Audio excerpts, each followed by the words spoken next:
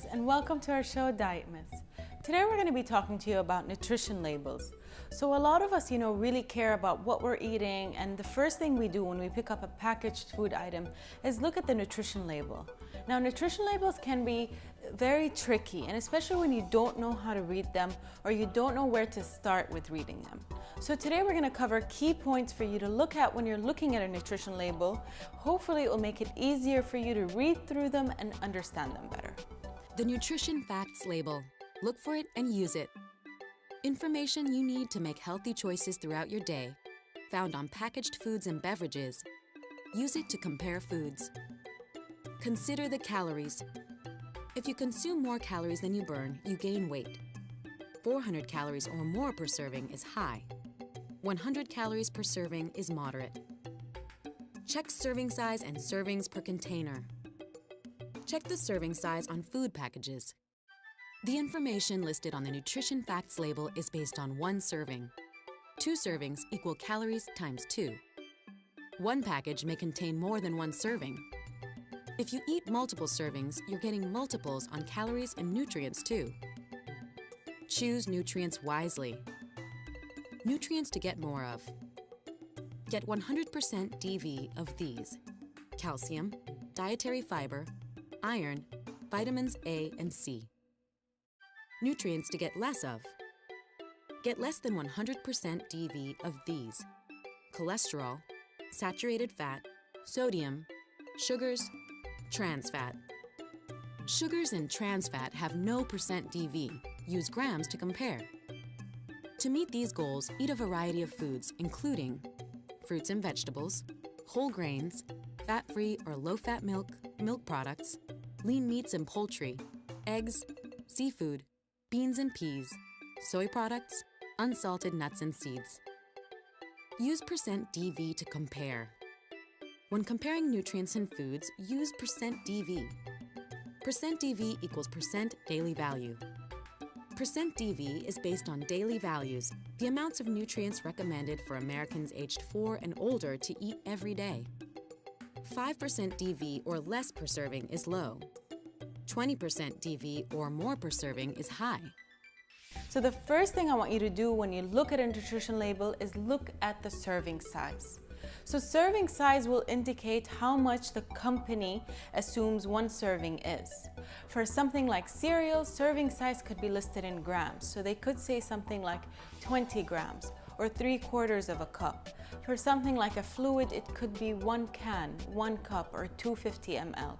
So it's really very important for you to look at what the serving size is and hopefully, be able to picture what that serving size looks like. For a lot of companies, they put the weight in grams, which of course can be tricky for all of us to decide how much that will really be. As long as there is some form of measurement, just take a look at it and keep a mental note. Then what I want you to look is how many servings there are per container. So something like a box of cereal could contain 6, 7, 8, even 11 servings. Because if a serving size is 1 cup, then they could probably have somewhere around 11 to 13 cups in that box. So if you decide to eat the entire box of cereal, then you need to multiply all the information listed on the food label by 11 or by however number of servings are in that container. If there's only 1 serving per container, then it's just easy because the numbers you have there will indicate really how much there is in that container. There's more to cover on food labels, so please stay tuned and we'll see you soon.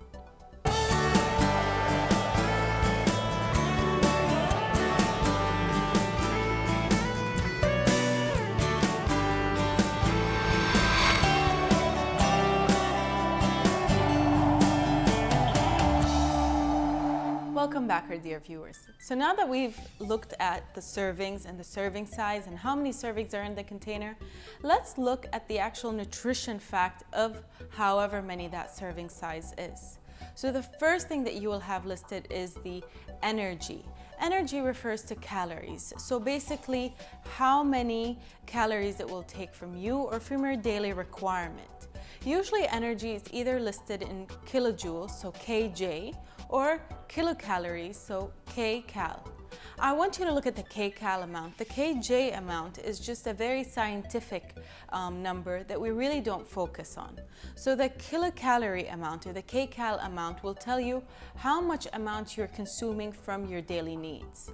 Now, when they created the nutrition label, they did it based on a 2,000 calorie diet. So in 1997, they did this survey and they surveyed people in America and they realized on average they consume 2,000 calories. So to the right of your nutrition label, you will see percentages listed. So percentages listed for carbohydrates, for proteins, and for fat. These percentages refer to how much percent they take up from the 2,000 calorie diet.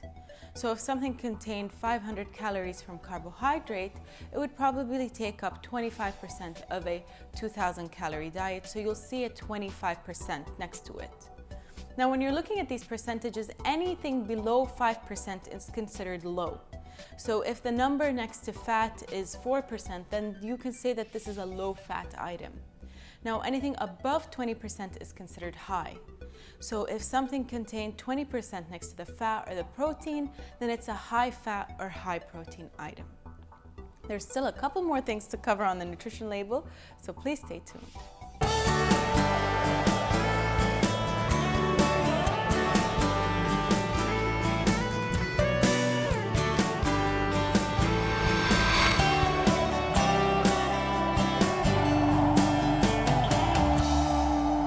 Welcome back, our dear viewers. So let's take a look at other factors that are really important in the nutrition label. So one of them is, for example, the carbohydrates. A lot of people focus on the carbohydrates. Now you'll see under carbohydrates something listed as total sugar. I really don't want you to pay attention to the total sugar or things like total fat because they don't indicate where the sugar or where the fat is coming from. So we don't know the source. If it is like an apple, for example, the total sugar is actually a natural source. It's from fructose, so we don't have a problem with that. But if it's an added sugar, that's where we have an issue. So with these food or labels, what I want you to do is look at the ingredient list. This is really the biggest indication to telling you what you're eating and what it contains.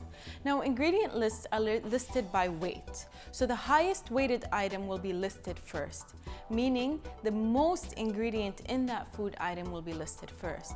If sugar is one of the first 3 to 5 items in the ingredient list, then you know that it has a lot of added sugar. But when sugar is not listed there, then you know it's a natural source. They haven't added it. It's not part of the ingredients.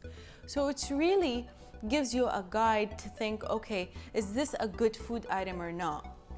Sometimes you don't need to, look at the caloric amount, so the calories or the kcal, because they really don't tell you what you're getting in. To me, the key is the ingredient list. And I try to make sure that I can understand or read the first 3 to 5 ingredients. So they make sense to me, I know where they come from, and I know what they are. Then I know that what I'm eating is actually a real food item. And that is more important than the distribution of the calories, because the distribution of the calories can come from any source and don't really indicate whether this is a good food source for you or not. So I really hope that gives you a perspective on the food label and gives you a guide as to what to look at.